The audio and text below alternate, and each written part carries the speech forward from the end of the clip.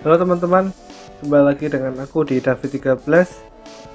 Dan hari ini aku mau ngebahas sih tentang kayak selama hampir seminggu ya, belum ada seminggu sih, kira-kira setengah minggu lah, setengah minggu beli flare ini.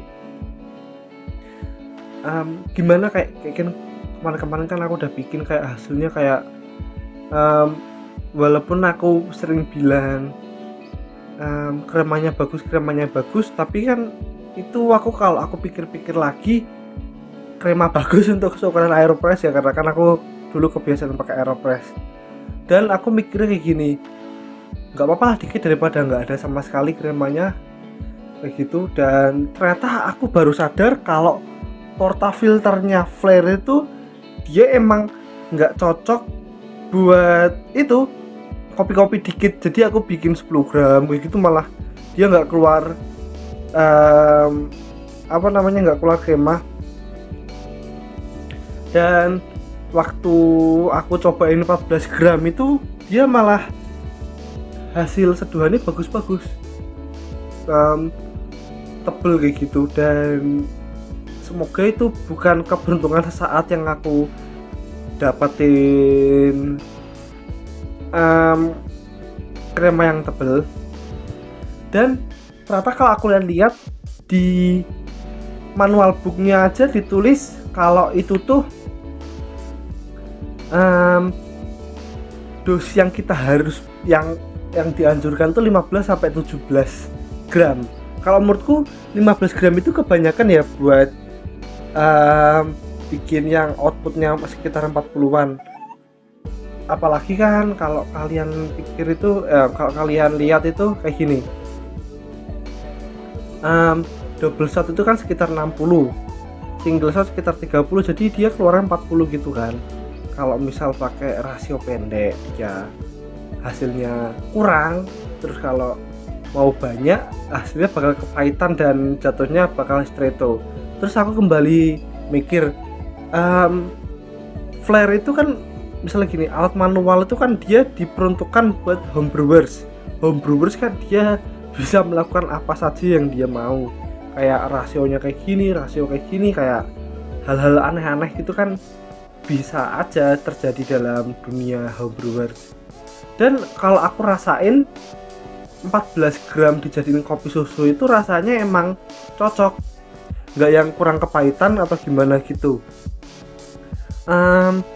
Tapi ya emang menurutnya emang pas sih 14 gram gitu. Dan emang gimana ya, kayak rasanya dari espressonya udah pas, walaupun aku ngerasain kalau di 12 gram itu enak, tapi kayak ada yang kurang lah, kayak kurang strong, kayak kurang asam, kayak kurang segala hal gitulah setelah aku rasain. Karena kan aku kadang setelah nge-review pakai Aeropress itu kan kayak ya udahlah asal kopinya bisa terekstrak. Karena kan awal aku tekankan lagi, kalau dulu aku pernah bilang aku beli Aeropress itu karena aku pakai mocha pot yang gagal itu. Nah, sebelum mocha pot lagi aku awalnya bingung, wah ini aku mau bikin kopi susu di YouTube tapi pakainya alat apa ya gitu kan. Kalau mocha pot jarang ada yang bikin, ya ada sih bikin tapi kayak kurang membahas lebih dalam tentang mocha pot gitulah, kayak gini. Dia buatnya kayak nggak begitu rinci lah tentang mocha pot lebih dalam kayak gitu. Dan awalnya juga aku kalau di rumah bikin tuh pakai kopi panci, nah seperti itu. Tapi kalau kopi panci alias kopi kloto itu kan dia kalau disaring itu kan masih ada endapan tipisnya, dan kalau nyeduhnya itu cukup lama tuh, kayak harus dimasak kayak gitu. Kalau misalnya takaran 10 gram terus airnya 50 ml itu bakal keluarnya sekitar dikit banget. Dan dia nggak punya pressure buat menghasilkan kopi yang kental gitu. Beda lagi kayak mau kapot kan, walaupun cuma kayak gitu kan dia ada pressernya. Aeropress dia um, dia ada pressernya lewat tekanan itu kan dari aeronya itu. Nah seperti itu. Ya mungkin kayak flare gitu ya emang perlu ngulik lebih dalam ya, apalagi homebrewing gitu kan. Terus waktu kemarin kan aku udah nyobain, jadi kayak gini, kali ini aku ada 3 beans berbeda, yang dimana 1 filter 2 beans espresso. Aku udah nyobain, kok hasilnya kayak kurang gitu. Tapi waktu aku pakai beans filter yang Makmur Jaya pakai 14 gram, cobain lah. Kalau mentok-mentoknya gimana sih, kayak double shot ala gitu kan. Waktu cobain, loh kok kremanya tebel waktu nyobain Makmur Jaya. Nah terus tadi pagi aku nyobain 2 beans yang berbeda, yaitu Tageto sama Workas. Aku bikin espresso. Loh kok kremanya tebel pakai 14 gram. Nah apa jawabannya itu, kayak gitu kan. Dan waktu aku tunggu, wah ini kremanya tebel nih, bukan sekedar froth atau dari efek presurasinya gitu kan. Dan warnanya golden thick crema gitu kan. Wah ini berarti jawaban atas kebingunganku selama ini. Terus aku juga mulai mikirin bukan masalah pressure-nya juga ya, pressure juga kayak nekannya lebih berapa detik, terus distribusi secara merata juga pakai tusuk gigi itu, terus tekan secara benar gitu kan. Terus untuk grind size, oh iya ya ternyata hasilnya bagus juga.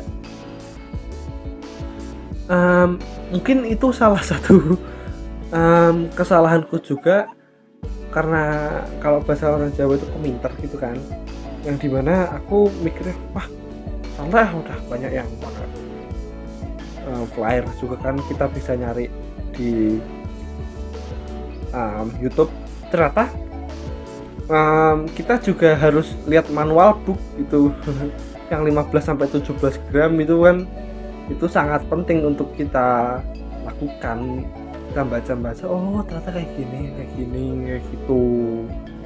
Dan ya habis ini mungkin aku mulai bikin espressonya pakai flare ini. Dan sebelumnya aku bakal hangatin si chambernya aja dulu. Oke, kita hangatin. Pasang apa nih namanya, piston ke water chamber yang bawah, terus kita tuang. Oke, sama portafilternya kita hangatin. Sebelum itu sambil kita timbang kopinya di 14 gram. Aku pakai kopi Tageto yang kemarin udah aku review,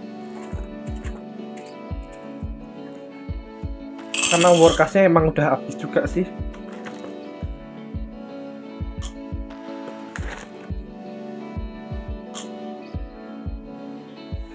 Oke, 14 gram.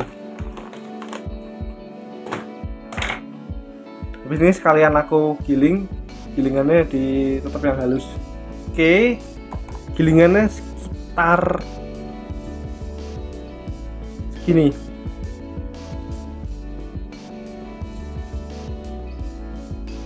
Oke, seperti gini ya. Langsung aku masukin ke portafilternya aja.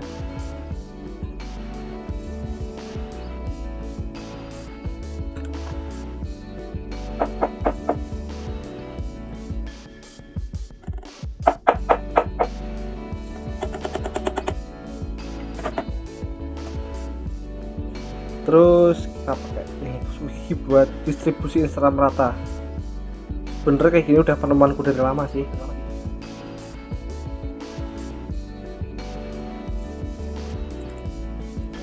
Terus gedok-gedokin,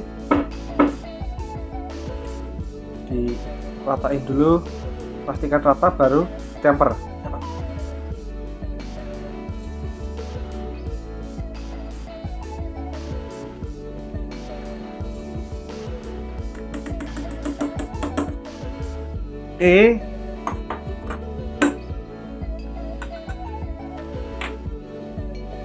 Terus tiriskan cukup hangat tapi enggak panas-panas banget. Kita lepas pistonnya. Terus screen filternya. Terus kita masukin air panas.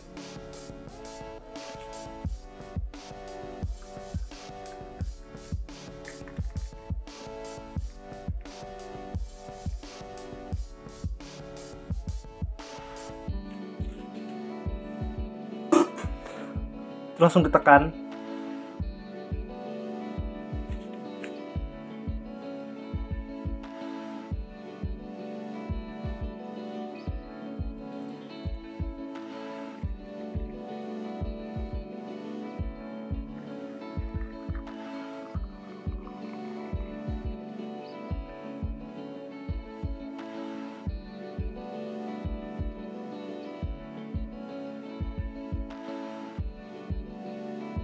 Nah, inilah jawabannya.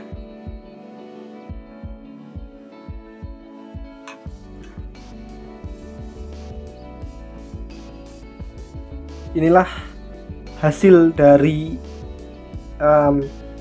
konklusi hari ini. Oke sih, kremanya tebel dan tahan lama gitulah kalau kita lihat, dan golden thick krema, jadi bukan krema yang hilang gitu. Kalau tadi aku udah rasain tuh dia tetap rasanya jadi lebih umami daripada yang kemarin. Kita cobain dikit. Dan lebih strong juga asli nak. Oke. Inilah hasil dari konklusi hari ini. Dan kalau menurutku itu rasanya ya pas pahitnya, bukan pahit yang berlebihan gitu. Untuk ukuran espresso lah ya, nanti yang dibikin bisa jadi cafe latte atau apa. Tapi nggak tahu hal-hal kayak gini itu masih menurut kalian masih kurang atau enggak. Tapi kalau menurutku ya pas tadi kalian lihat bisa tebel kayak gitu kan waktu brewingnya. Kalau kalian lihat ini warnanya pucat nggak sih, dan lebih dekat kremanya. Oke lah ya, kita nggak usah memusingkan tentang krema, yang penting adalah kremanya gitu.